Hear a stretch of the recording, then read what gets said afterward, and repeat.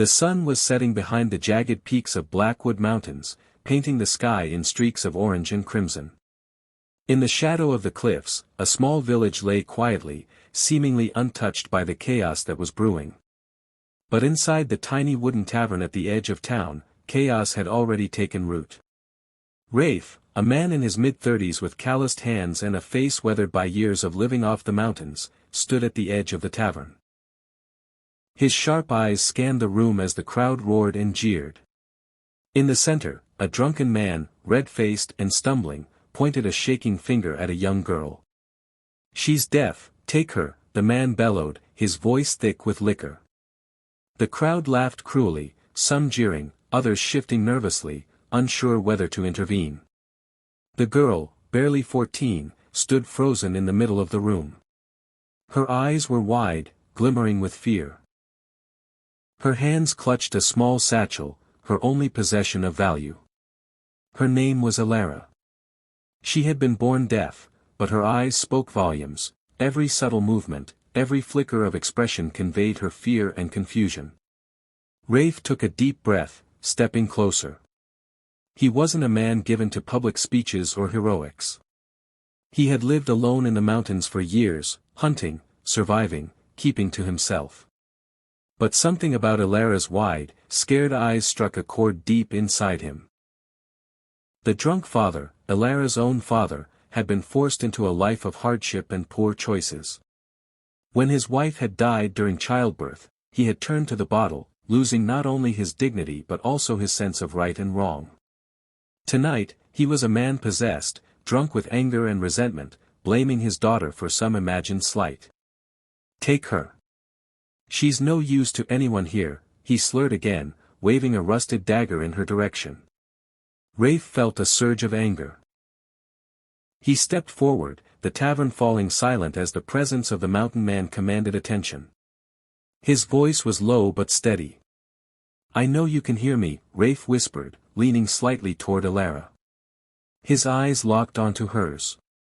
"And I won't let anyone hurt you." Alara's eyes widened in surprise. She had always relied on reading lips, gestures, and expressions to understand the world, and this man seemed to speak directly to her.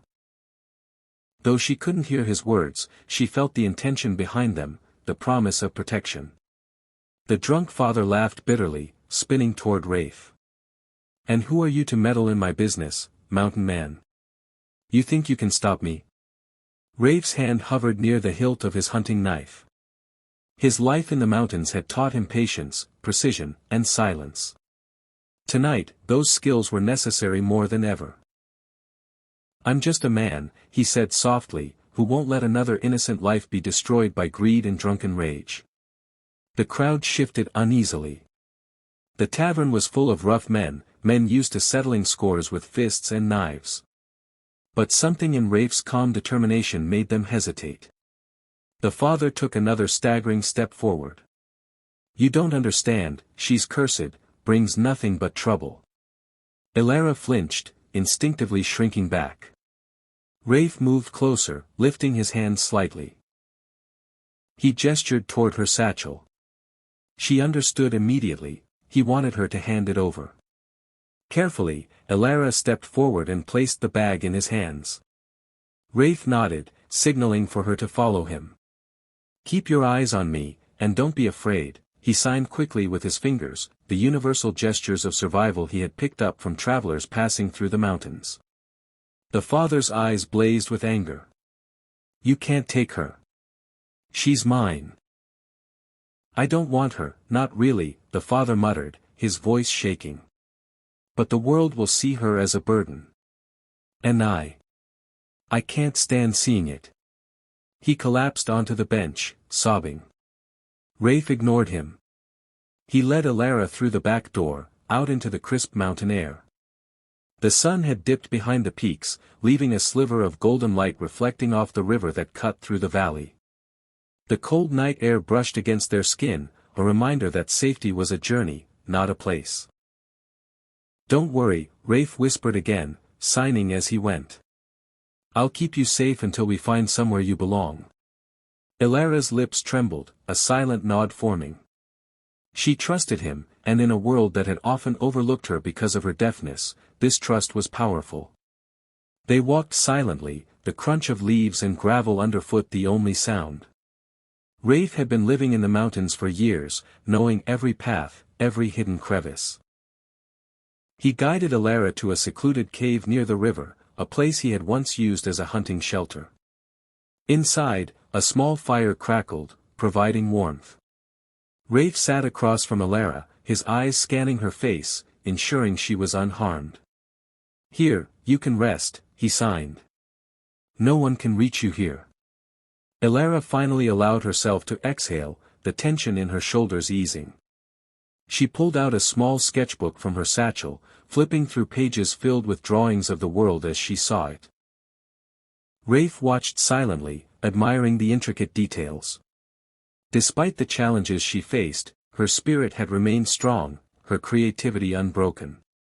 "Your father, he doesn't understand," Rafe signed carefully. "But that's not your fault.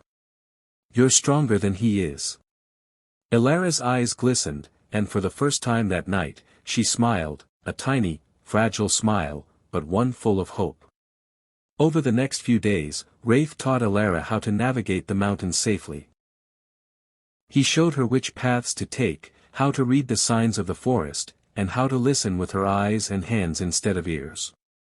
They shared silent conversations, communicating through gestures, expressions, and drawings in the dirt. But word traveled fast. The drunk father had recovered from his initial humiliation and was determined to reclaim his property.